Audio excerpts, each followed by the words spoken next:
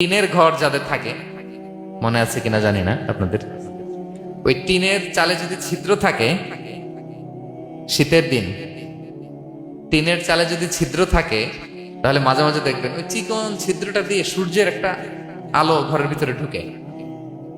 মনে পড়ে? টিনের চালের ছিদ্র, চিকন এই ছিদ্রটা দিয়ে সূর্যের একটা চিকন রশ্মি নিচে পড়ে।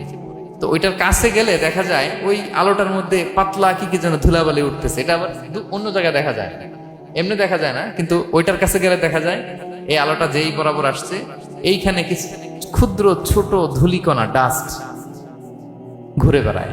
আল্লাহ বলে এইটার নাম হচ্ছে যাররা। ফামান ইয়ামাল মিসকালা যাররাতিন খাইরান ইয়ারা। এই ডাস্ট উড়ে বেড়ানো ছোট্ট ধূলিকণা, যেটা খালি চোখে দেখা যায় না, এতটুকু ভালো যদি করো, সেটাও সেই মিজানের পাল্লায় ওজন দেয়া যায়। এতটুকু খারাপও যদি করো, সেটাও সেই মিজানের পাল্লায় ওজন দেয়া যায়। আল্লাহু আকবার। তিনি তার বান্দার উপর জুলুম করেন। জুলুম তিনি নিজের উপর হারাম করেছেন, আমাদের জন্য কি করেছেন? হারাম করেছেন। এবং বিষ্ণু ইসলাম আরো ভয়ঙ্কর কথা বলেছেন। তিনি বলেছেন, মান যালামা কিদা শিবরিন মিনাল আরদি তুবিকাহু মিন সাবঈ আরাদিন। কেউ যদি জুলুম করে তার ভাইয়ের 1 বিঘত পরিমাণ জমিন খায়। 1 বিঘত চিনেন তো? এই যে আমার এই আঙ্গুল থেকে এই আঙ্গুলটা, এটা টান টান করলে যতটুকু জায়গা, এটার বলে 1 বিঘত। শিবের আরবিতে বলে শিবের। হ্যাঁ, মান যালামা কিদা শিবর। বিষ্ণু বলেন এই 1 শিবর, 1 বিঘত জমি যদি কেউ অন্যায় ভাবে জুলুম করে তার ভাইয়ের কাছ থেকে খায়, কিয়ামতের দিন তুবিকা আলাইহি সাবউ আরাদিন, এই 7 জমিনকে আল্লাহ তাআলা তার ঘাড়ে চাপাবে। খা এবার, খা। অন্যের জমি খাওয়ার এত শখ ছিল, এবার 7 জমিন ঘাড়ে কর। কিয়ামতের ময়দানে আপনার দেহটারে বিশাল আকৃতির করা হবে, এই 7 জমিনকে আপনার কাঁধে তুলে দেওয়া হবে। এজন্য আমরা অন্যের রাইটস, অধিকার যেন নষ্ট না করি, কারো উপর যেন জুলুম না করি, কোনোভাবেই না। আমরা নানাভাবে এই জুলুমটা করি। আমরা প্রায় দাদার সম্পত্তি থেকে ফুফুদেরকে বঞ্চিত করি, বাবার সম্পদ থেকে বোনদেরকে বঞ্চিত করি।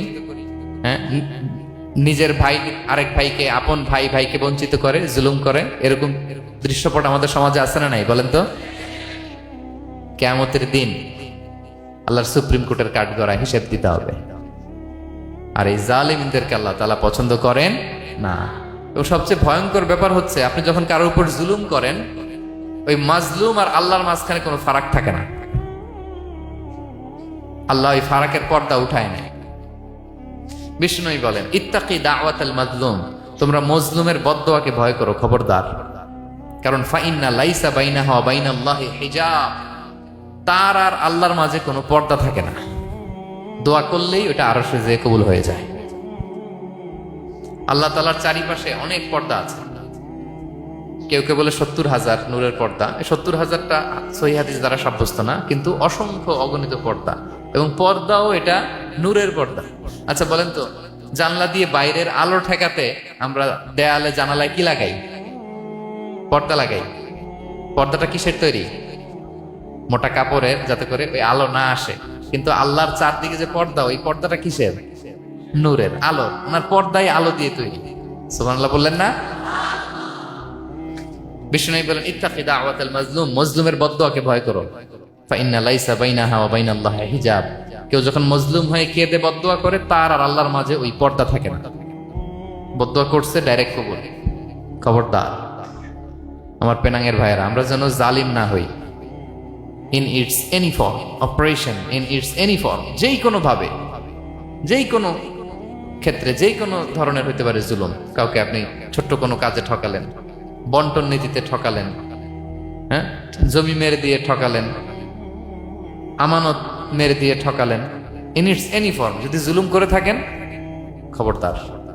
মজলুমের কান্না কখনো বৃথা যায় না। মজলুমের কান্না কখনো বৃথা যায় না। জীবনের কোনো না কোনো সময়ে এর প্রায়শ্চিত্ত আপনাকে করতে হবে।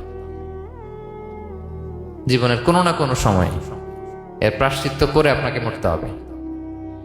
তাহলে কোন বিশ্বাসী কি জালিম হতে পারে? কারণ ইন্নাল্লাহা লা ইউহিব্বুল যালিমিন, আল্লাহ তাআলা জালিমদেরকে পছন্দ করেন না। তাহলে জুলুমের সাথে আমাদের কোনো সম্পর্ক আছে? হ্যাঁ, কোনো সম্পর্ক আছে?